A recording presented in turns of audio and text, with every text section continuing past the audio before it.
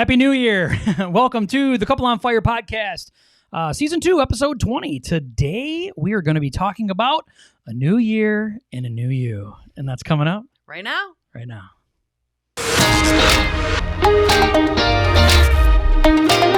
Are you a Christian and you are looking to take your faith, your family, and your future to the next level? Then this is the channel for you.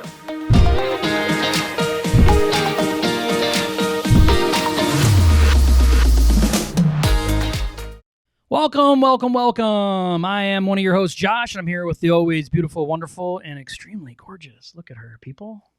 She looks good tonight. Christy. I'm Christy. Yeah. And please do us a favor and share our episode. We would really, truly appreciate it if you could do that. So today we want to talk about new year, new you. And I have something I want to show you because this is how we feel about new year, new you. Let me guess, new year, new you, right? Because that is the sad thing is we hate hearing that. Everybody hates hearing that. New year, new you. We hate right? those of us that use it hate telling ourselves that. Yes, we do. Because we know deep down it's not true. It's not true. It's like a New Year's resolution, right? It's like, baloney. Nobody believes in New Year's resolutions, and if they do, it's like Jim, right? We all do it, right? We all hear it, right? So it's like, I'm gonna New Year's resolution. I'm gonna lose a bunch of weight and get fit. And I'm gonna head to the gym. I'm gonna buy a membership, and I'm literally gonna use it for 3 weeks, right? Yeah. So the regular gym goers always say, you know what? I'm gonna take the month of January off because it'll be back empty in February. That's true, though. No, it is true. The people at the gym that work there will tell you that. Yeah. It's true. So today we really want to kind of dive into a little bit of new year, new you. Like, how can we really do something that's sustainable for change? That's really pretty. Mm-hmm. So we could make like smoke and fire come off of that when you did it. That'd be really cool. Oh, if you could, that like, it's magic. So anyway, so let us know if you're here. Let us know if you are watching it live. Let us know if you are watching the replay. #replay. Let us know. So we're going to kick it off. We are going to. Do you have anything you want to say before we start? No. You have anything like socks or anything you want to show? Yes. Like anything like that? So I love koalas. Okay, I love them. And right before we came on, my little sister and my nieces and my brother-in-law stopped by and picked up their gifts off the porch and dropped our gifts off to us. And I love koalas, okay? And she found these koala socks. Mark's here. What's up, Mark? And got them for me for Christmas. And I love these. Like, I don't even want to wear them because I don't want them to get worn out. I want to keep them like this, like pristine and clean forever. They're so cute. So if you're listening to this online and you don't have the video, they are like no-show socks that are black that have koalas on them. And then the toes are blue. And then the little like ankle part is green. And they're just so cute. They're just so cute. I love them. They're adorable. They speak to her soul. They do. Because she be loving those animals so much. I do. They're does. So cute. They are. Okay, so we want to dive into it, right? So we want to kick it off with the first thing about New Year, New You. We want to talk about proper goal setting. Proper goal setting. Yeah. So this is one of the points that I get like super passionate about. And it's so funny because I would say 90% of the time I don't even do it, and I know what to do and I don't do it. And gets so frustrating because for proper goal setting, what do? We all say like, okay, new year, new me, I'm going to start eating healthier. And that doesn't really mentally and psychologically last for the long haul. Like you need to have a plan. And so I was talking to Josh and saying like, okay, if someone says, I want to lose weight, how much weight do you want to lose? Okay, I want to lose 40 pounds by this December of 2021. So that means I need to lose, 3 pounds a month? Let's just say 3 pounds a month. Okay, so then what am I going to do to ensure that I lose 3 pounds a month? I'm going to make sure I only eat, 1,500 calories a day or 1,700 calories a day. I'm going to monitor it. And then at the 6-month mark, I'm going to check in. I'm going to see where I'm at. And it's the same thing for if you want to write a book. Like, okay, I want to have a book written by the end of December. I want it to be 270 pages long. That means by June, I have to have half of those done. And then for between January and June, that means I have to have this many pages written. That breaks down to how many per week, how many per day. That's proper goal setting. So in that way, you have deadlines and you have goals, and then you can tell an accountability partner to hold you accountable. those are the things that will actually keep us on track. When we don't have actual proper goals and we say, oh, I want to write a book by the end of December, January will come around and you'll be like, oh, I'll start next month. I still have time. And then February will come, oh, I still have I have time. And then that's how and then our self-talk becomes bad and all this stuff because we don't have proper goal setting. And I do the same thing. I want to write a book. And I've been saying that for a year. And I have started 0 words. 0.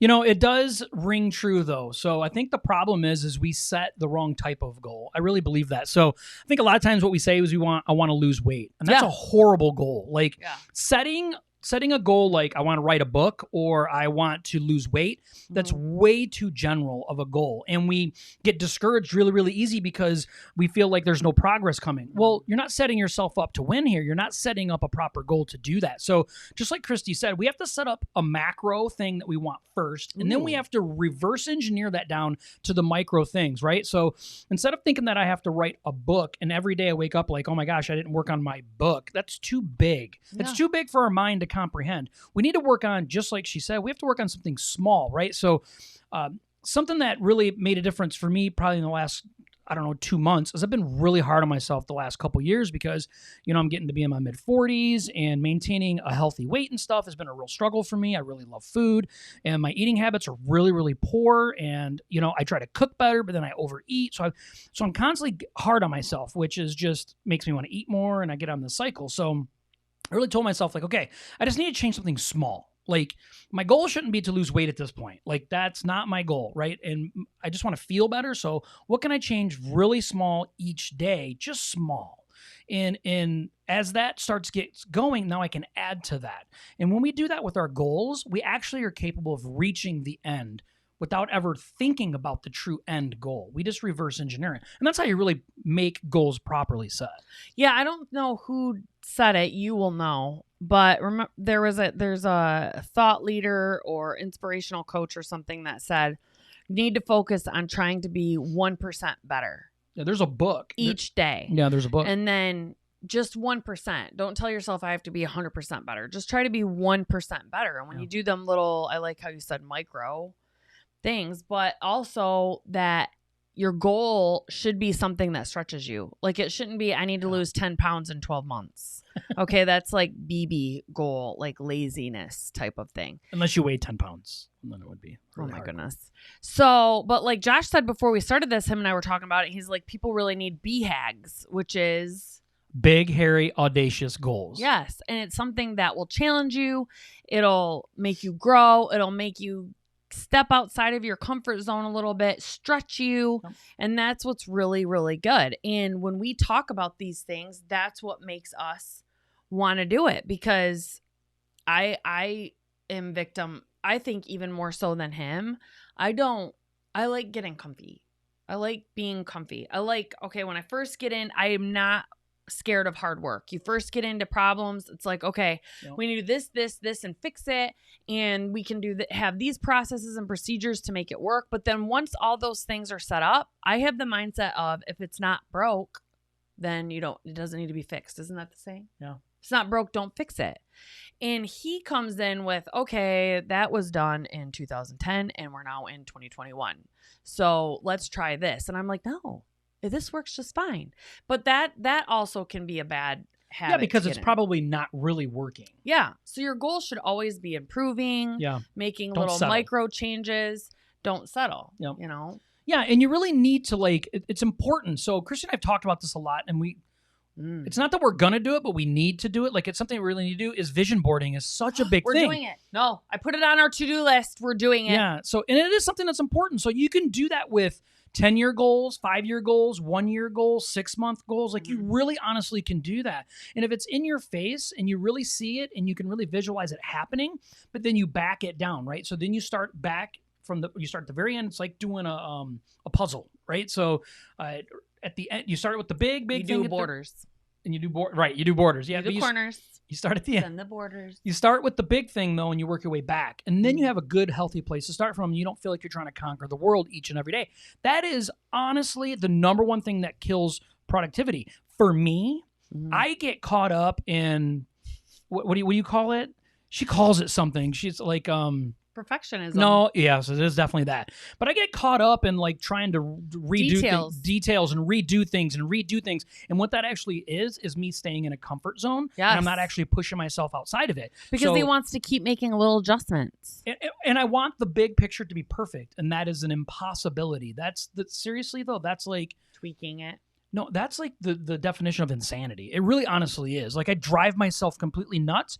And when Christy and I hired a business coach, it was really funny because I got into this and I'm like, oh yeah, I know exactly the answer she's looking for. I know exactly what to say, right? I'm like, I know what to say. And I said it and she's like, no, that's not it at all. And I'm like, whoa, like, and I want to be receptive. So I'm like, okay, I need to hear more of this. Like I want to hear more of this. And then I got a better understanding of like, okay, like I need to have a good understanding of how I am envisioning my goals. Like I'm getting caught up in things that are wrong. So when you design your goals, when you really do set up proper goals, you start with something big, you work your way back to something micro and then say, okay, each day I'm going to work on something small towards this big goal. Well, we balance each other really well because me, it's like once I get it done and it gets working, like something as simple as a logo, it's like, that's good.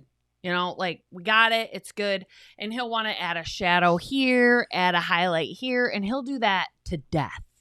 You know, so we balance each other out really well because I'll be like that. It's good enough. Like, let's just go with it. And he's like, no, let's put these little tidbits in it that sets us apart, which is important. You want to do that for a goal, but I'll never ship it. I would never ship it. Like that's the problem. And I want to kick it out the door. She's like wants to just like it's raw meat, throw it out. It's fine. Just ship it. People can eat it. They'll get a little sick. It'll be fine. So we balance each other out well. Yeah. But it's important to have a good accountability partner. Make sure you're proper goal setting, challenge yourself, have a goal, and really work backwards. And if we really want to get down and dirty, if you're not really setting proper goals, you really don't want to make the commitment to actually achieve it.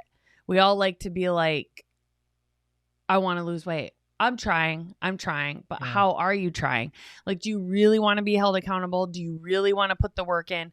And until we do these things, we really don't. No. We really do. It's just a dream is what it really honestly is. And a hope. And we don't want to live on hopes and dreams. You really don't. You want to have hopes and dreams, but that's all you'll ever have if you don't properly set the goals for the year. So what better way? It's funny because I was at church, I don't know, sometime in the last couple of days, and I was mentioning it to somebody, and I said, it's really funny how we look at the beginning, like January 1 is like this pinnacle, like, oh my gosh, it's a brand new year. God's giving me a whole new year. Like, it's just another day. Like, it really has nothing to do with anything. It's all our perspective on it. So if we're going to take advantage of the beginning of 2021, let's make sure that we set ourselves up for victory and set our goals up the proper way. Well, it's like starting diets and stuff, you know?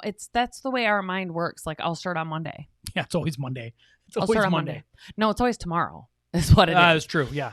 Next Monday, or tomorrow. It's like the March 1st or the first day of the month, or it's just when I feel good. We want to start at the beginning, but it's us that's setting when the beginning actually is. Yeah. The beginning is whenever we make up our mind to do it. It's true.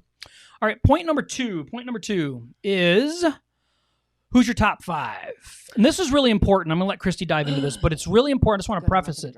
Okay. It's really important, though, that I preface this, that if we're looking to make 2021 a real new year for us, to make ourselves new in this, we really have to think about it in a lot of different directions. That's why we've put together the 3 things today, and they're a little bit all over the board, but there's a reason for it. So what do we mean by your top 5? I think that he thinks they're all over the board, but I think they're just fine. And that's how we balance each other out. Or we'd be going down rabbit trails this entire podcast the entire time. He has to keep me reeled in. I'll go all over the place. I'll tell you 27 different stories within one story before I get to the point. It'd be 2 Thank you for putting up with me is what I'm trying to say. No, you're good. Who's your top 5? So this was one that I'm super passionate about. I know that Josh is super passionate about, is that you're the average of the main 5 people that you hang around. And I was telling him, and I were talking about this last night, about how we're going to delve into each of these points and what we're going to say. And I'm like, you know, what's really hard is unless you get around people that truly, truly want to improve and actually make the hard decisions for themselves, that they want to allow God to take them to the next level and they want to put the hard work in, you have to change. If your circle isn't growing with you, you have to change your circle. And a lot of people think like that's so mean, that's being disloyal, that's leaving people behind. No, you can love people still But you can't allow saying like, oh, I'm not going to progress to that next job, or I'm not going to go to the gym and be working out and trying to lose weight because I'm only going to go one day a week because I don't want to make them feel worse about themselves. You have to change your circle of influence to have people around you that challenge you to be better. And if your circle is allowing you to stay where you are and not move forward and not challenging you to become better, then I really challenge you to add one new person into your circle. That's good. Your close circle, to really have somebody that challenges you, speaks truth into you. I don't like to be challenged. I do not like to be challenged. No, I don't. It's scary. I don't, but I appreciate the friends that I have that are loving, that know how to talk to me in a way to actually listen. There's a difference between someone coming at me and I don't really hear what they have to say because I am not in a good mental headspace to receive what they're trying to tell me. I have a couple friends that actually my headspace is always opening to listen to them. And it's just weird how us as humans have certain individuals that can speak into us. But I have certain couple people that can come to me and talk truth into me, and I actually hear what they're saying and take it to heart and want to change because of it. So, and if you don't have anybody that does that for you, then you're being lazy. You're not doing any justice for yourself. You can't expect yourself to get better. You can't expect yourself to go to the next level, if you're not willing to do these things. Do you want to? Yeah. And so I have a quote that I absolutely love that, of course, is about water, because that's how I roll. I don't know what. I know. And you've heard this one 1,000 times, but it's so appropriate, right? So the rising tide raises all boats. And I think this can be looked at as two ways. So we can look at the rising tide as negativity, right? And all the boats that are around, which is including you and all of your friends, right? It only takes one person to kind of throw this off, and everybody's negativity gets raised up. And you can only withstand that for so long. You honestly can. You can put forth all the energy and try to infuse everybody with your positivity and your rah-rah and your yay-yay. And after a while, it's going to push you. It's going to push you beyond the brink, and you're going to wonder, why do I have a bad attitude? Why am I not getting any better? Why am I not changing? And it's because you're not doing the hard things. You're not doing the things that you need to do, and that's, encircle yourself around the right people. Now, you can also look at it from, I want to add people to my circle that have already achieved things that I'm looking to achieve. Now, I like that. Yeah, which is important. But let's say that you're a person that's very overweight, right? And you want to lose weight, and you want to add people to your circle that already are fit. Now, you have to be very open-minded, because you can get very bitter about the way that they are because you want to be where they are. So you have to be very careful on the way that you do these things as well, right? It's no different than saying, I want to have a successful business, so I'm going to encircle myself around really successful business people. Well, maybe you're not there yet, and maybe that's a goal. That's why I like what Christy said. Maybe adding one person at a time, until that tide does raise all of those boats up at the same time. But it's important that you don't stay in your zone. You have to be willing to put yourself in a new circle of people. If you want 2020 to deliver real results in your life, you have to be willing to put forth that energy in it. Yeah, I was just having a conversation with some girls today at work and said, it's human nature for us to compare ourselves to other people and then try to make them seem less in our own heads to make ourselves feel better. And it's like we're programmed to do that. So if I am a person that wants to get more fit and I want to, dress like more to the nines, or I want to feel like I put, just look more glamorous, let's just say, on a daily basis. If I got around someone that looked like that all the time, I would be like, oh my gosh, who does she think she's trying to impress? When really I'm doing that because that is an insecurity inside of me. Yeah. So I was telling them like the story. I think Steve Harvey's the one that told the story about the crabs or the lobsters, in the tank, and they're trying to climb up. And once one gets close to the edge, they pull it back down. Yeah. And it's the same way with your inner circle. We're just wired that way as humans. If you're surrounded by people, I know me personally, I hung out with everybody that drank. They were partiers when I was an alcoholic, and they were ride or die friends. Like I could have called them up anytime and they would have came over and done something for me. But when I quit drinking and started saying, you know, I can't be around that anymore, I can't do that anymore, I have the problem. Not you, I have the problem. I still had people saying, who do you think you are? You think you're better than us? And that's just our natural reaction as humans to someone that's different than us. And we have to remember that. So when you have your inner circle, your average of the 5 people that you hang out with, are they keeping you at a level where you could progress more and they're just being an anchor and it's just comfortable for you? Number 1, because you don't want to hurt their feelings. Or number 2, you don't really want to change. You don't want the challenge, you know? And that's what I was talking to the girls about today at work. Like, it seems harsh, but that's on us. Like I find myself doing that. Yeah. Sometimes looking at someone and being like, when I don't need to. That's my problem. That's not that person's problem. No, and I would say that every single person, including us, there is somebody of the 5 that you need to drop. And I just believe that. Like everybody at all times, because if you're improving and you're doing everything you can to get better, to be more Christ-like to everything, right? You need to probably be moving through different social circles to a certain degree. I mean, I'm not saying, you know, you're just hopping circles here and there and here and there, but you got to look at it the way that people talk, the way people think, the way that people act. And if you're leaving circles because someone offended you, then that's not the same though. Reason. Yeah, that's not the same thing though. I have people in my circle though. I have a friend that is in my circle that challenges me because she's so sweet. She's so sweet and she's so kind. Does her name start with an S? Yes. It does. It really does. It starts with an S. And it's awesome because that person challenges me just by being her. And that's good because, I like that. And that's her. That's who I'm talking about. No, she's seriously just so sweet and so kind and so loving all the time, just to her core. And it challenges me to be more like that because I'll be like, you know, and then if her and I are together and then she'll say something like, yeah, but what about, and I'm like, yeah, that's true.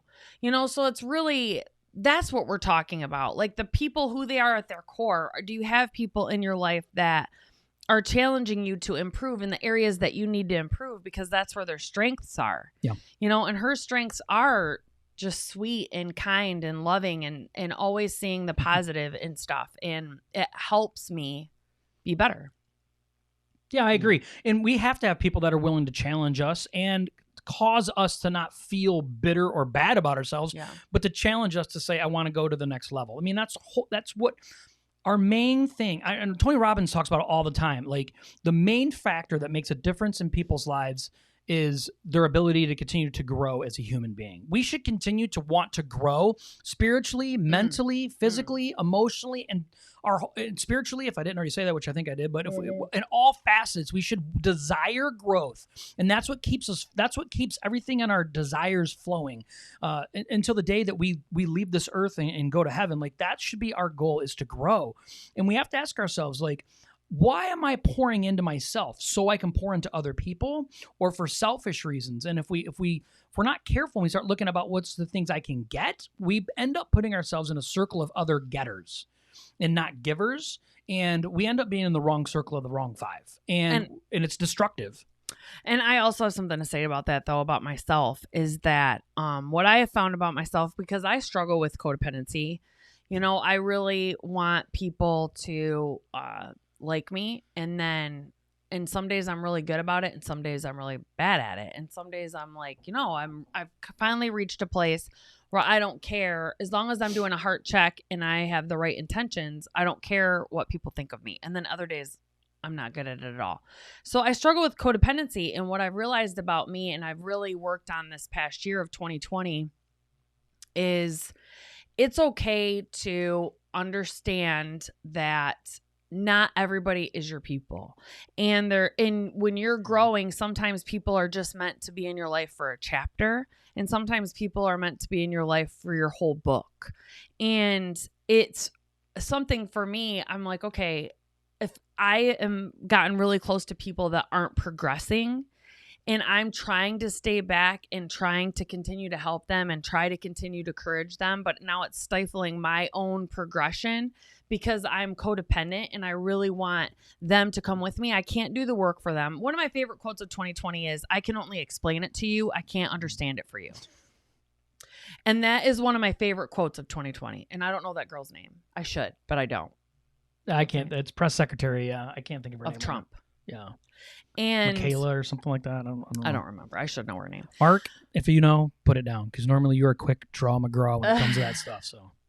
But my thing is okay, no, I can let go. I'm trying to go and pull and talk to this person and help this person and encouraging these people while I'm going, and I'm like dragging them. And it's okay to let go. Everybody's journey is different. Everybody's journey is not going to be mine. They're not going to work at the same pace as me. And I'm going to have other people that are going to leave me behind that are going to be working faster than me because I don't have the energy that year or that month. So it's okay to let go. And my codependency will want to hang on and bring everybody with me. And I don't want that. And I would never want someone. I want someone to use me for my strength to rise up. But I would never want anyone to hold on to me when God could have a goal for them to project and catapult past me. And I wouldn't want them to be continuing to hold on to me if God has it for them to keep going. Go forward. Don't stay. Use me to get to where you need to go and then keep going. Let go, you know? And that's having a desire for other people to grow. And that stops you from being jealous and being connected to people in an unhealthy way. So it's important. Make sure that you pay attention to the top 5 people you're around. And if there needs to be real adjustments, this is the time to make it, is at the beginning of the year. And you can do that in a healthy way. You don't have to do it in a mean way. It's, it's find a replacement person. You have to do a heart check. You definitely have to do a heart check, yeah. And if you're doing it in a mean way, then you probably shouldn't be doing it because there's something that you need to work on. That's right. And don't do it in a text message. Okay. All right. Number 3, is Jesus your number one? Yes. Is yes. Jesus your number one? Is Jesus your number one? Are you finding time to, I know I'm doing hashtag. You hashtag one. Are you finding time to spend time with him? Are you reading his word? Are you consulting him before you're just bringing people in your circle, letting people out of your circle? Do you really want that conviction? Do you really want to say, okay, I probably shouldn't hang around this person anymore? No. You know, if this person is toxic for me and my growth or my sobriety or, you know, whatever it is that I'm trying to work on. But you really need to be praying and having a close relationship and asking God to give you wisdom and discernment. You really should be asking for those things and having peace about the decisions that you're making for your life. Josh and I are very, very protective of what we put in our eyes, like what we're watching that's going into our brains, what's going in our ears. And me and my nose. So. I gag easy, sorry. Yeah, he does. But we try to be very protective of that because we want to, we don't want to have anything that could come in and jeopardize our heart, where our heart is. No, I agree. And we have to understand, just like we talked in the beginning about setting the proper goals, we have to make sure that we start off foundationally putting Jesus as the number one thing that's in our lives, right? So we're making a decision to do something. Have we talked to God about it? We're working on doing something. Have we really put Jesus at the center of it? Are we making sure that it's in line? Are we making sure that whatever this is that we're trying to do, this new who we're trying to become, are we saying, you know what? Am I trying to make sure that Christ is the main focus of this decision? And that really makes, and I get goosebumps even saying it because it makes such a difference. And it's easy to second guess decisions and it's easy to do all that stuff. And that's okay. It's all right that you do that. But are you consulting the one? Are you consulting Jesus? Are you making sure that he's the head of your household? That he is the first thing that comes between you and your marriage and you and your children and you and your job and you and your next decision? Mm-hmm. How is he being put into the scenario to make sure that the output is favorable for you? 2021 and 2020, be honest with you, is never an accident. We've talked to lots of people that said 2020 was one of the greatest years I've had. Okay, it doesn't have to be a horrible year just because of the things that are going on around us. It's an internal battle, and we have to make sure spiritually we are strong, and we can only do that if we make sure that Christ is at the center and he's number one, bar none, when it comes to everything that we want, especially for 2021. Yeah, we should be praying to him and getting conviction about the choices that we're making. I can't even say it enough about, is the people that you're hanging around godly? You know, are your closest confidants in your life, are they gonna give you biblical advice when you call them up? Or are they just gonna tell you what you want to hear? I mean, that's the things that we need to be thinking about. I want someone that is going to give me biblical advice and say, I know that you want to hear this, but Jesus would say this, you know, or Jesus would want you to do this. And that's true. And that might not be always what I want to hear. Sometimes I just want to be able to hear like, yeah, go punch that person right in their face. Sometimes, you know, but that's not the right thing to do. So you want to have a circle of people that are going to make you raise the bar for yourself. Yeah, you have to, whether you like it or not. And if you're not putting Christ at the center, if you're not putting him forefront on all things that you do, you don't really have a true moral compass. You don't have a compass that says, I'm confident in the direction that this is going. There may be a lot of unknown, but I have a lot of peace about the direction that I'm going because I've already talked to God about it 7,000 times. I've prayed about it 7,000 times. And this is what it is. Listen, when we want to change our weight, our diet, we want to change our job, we want to change the people that are in our social circle, we want to change where we live, we have to consult Christ because maybe we're doing it for the wrong reasons. And we need to make sure that Christ is saying, yes, this is the right thing to do. And when we continually pray and talk to him and put him at the center of things, honestly, and I'm being 100% honest, you see and understand the direction that you're supposed to go. You really do. You find it. Right. And one of the most freeing things for me, and I'm sure not everybody is like this, but I was like this, right? You get up and every morning you are saying your prayers and you're doing devotional and you're reading your Bible.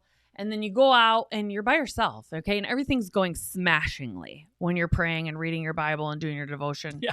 And then all of a sudden you get out and you actually encounter people, you know? And then all of a sudden you're just like, your brain starts going into like, ooh, bad things sometimes, or you're just like, ugh, like all this stuff. It's not, I pray in the morning and I'm good for the rest of the day.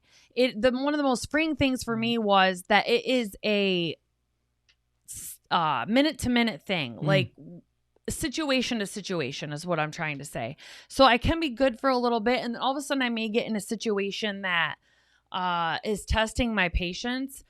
Right then, I've asked for the Holy Spirit to convict me to pray, and I've gotten really good at it over the last year. Like I'll catch myself, and then I'll be convicted, and then I'll pray, and I'll hear something like, "How can you serve these people in front of you? How can you make these people in front of you laugh? How can you just bite your tongue and let them get out and have their opinion, and you don't need to argue with them about it? How can you, have fun yourself, loosen up?" And it just depends on the situation that I'm in.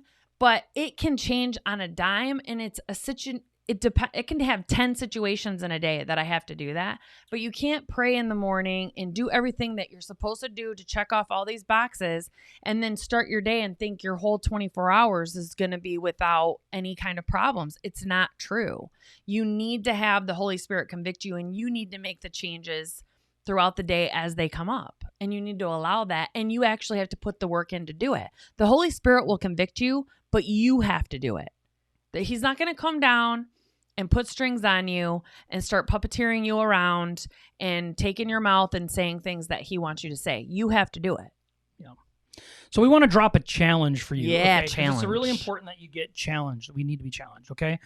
So I challenge you. We challenge you. Make a plan. Don't just say I hope or I want. Like, drop those weak words. Let's not do that. Let's say this is the plan. This is what I'm going to do. Remember last year, I told myself that I was going to up my game of prayer. And I told myself, look, I don't care if it is a rub-a-dub-dub, thank you for the grub, yay God. Like, I got to do something, like something different. I know, but I had to tell myself that, right? I had to tell myself and say, no, my plan is once a day. And I wasn't even praying once a day. And I'm like, once a day. And now I'm getting to where I'm praying throughout the day consistently. And it's because it's a natural progression, but I made a plan. I said, small thing. I'm going to do a small thing.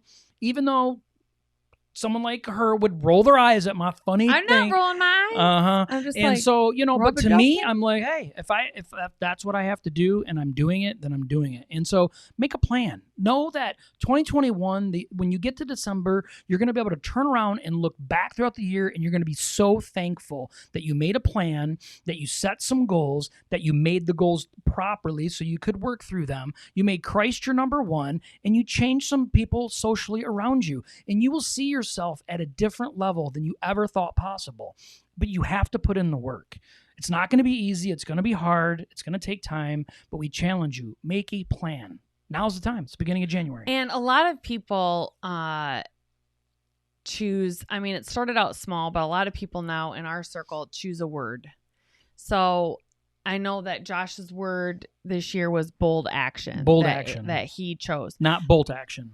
Bold action. So pick a word that coincides with your goal, your big, hairy, audacious goal that you want to accomplish by the end of this year, and be able to look back on it. And then when someone says, what did you accomplish this year? Or how did you grow? You can say, I grew here, here, here, and here. And this is how I did it. And that's the important thing. And then make a word. So then that way, like when you're trying to say, I need to pray once a day, that's basically a word, pray. Pray was his word last year. He may have not officially claimed it. I know it now, though. But that's what it was. Pray, pray, pray, pray, pray. Yeah. And now this year, that's what he's going to think about is bold action. So then anything that he goes into doing, he's going to think, I need to make bold action. I need to make bold action. So I think it's important to do that. Make your goal, plan backwards, actually have got deadlines for yourself to be able to measure it, you know, the SMART goal. And then have a word that coincides with it. What do you have a word? Have you come up with one yet? No, I actually had a word towards the end of December that I had been praying about and everything, and I don't want to say it out loud because I don't really want to work on it. Let's hear it. It's patience. Mm-hmm. Yeah, patience and flexibility. I'm going back and forth between the two because I can be a pretty rigid person. I like rules and I like guidelines, and a lot of times I like setting the rules and the guidelines, and I need to be more flexible on them. And I really need to work on my patience, especially while I'm driving, because it's pretty bad. Without kidding, it's bad. There's no bombs on the front of vehicles because I would literally, and I actually had to tell myself this, like you would be killing people. Like people would die. They would lose their lives. Some of those people might not even be saved and go to hell because they're driving slow. And you would actually, if you had a missile on the front of your car, missile launch them and blow them out of the sky. And you need to calm down. It's not that important. Like, seriously. She has the worst road rage I've ever seen in my life. And she talks about slow people in front of her. If there's fast people behind her, she'd shoot them too. So I'm just saying. So I am. Yes. Patience, flexibility. Let me relax. So we're telling you, make a plan. Look, if you have a word already, we challenge you right now, drop your word down. Yeah. Drop your word, because your word might help encourage somebody else to have a word for the year, or 2 words. Okay, mine was bold action. I don't want to be just action. I want to take bold action.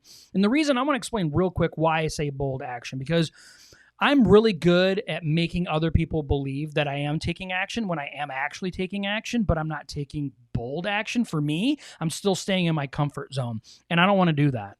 Okay, people were like, oh, yeah, he's an action taker. No, to you I am, because I'm taking small enough to make it look like I'm doing enough, and that's not good for Josh. Josh needs bold action. Christy's really good at holding me accountable, calling me out. She's really good at those things, but even her, she lives with me every day. She still knows, and she's learned to just love me anyway, you know, and I don't. I need to step up, and I don't need her telling me that I have to do these things, right? I need Josh to step up to the plate and have bold action. So even if you have 2 words, put them together, you know, or even a phrase, it's fine. Just put it below. There might be somebody else that can find encouragement from it. So Stacey said I'm funny. Stacey, she is funny and pretty. So it's good. Double threat. So we want to thank everybody for being here. We hope you enjoyed this episode. If you found value in it, please help us out and hit the share button. And we will see you guys next week. Week. All right. Bye. Love you.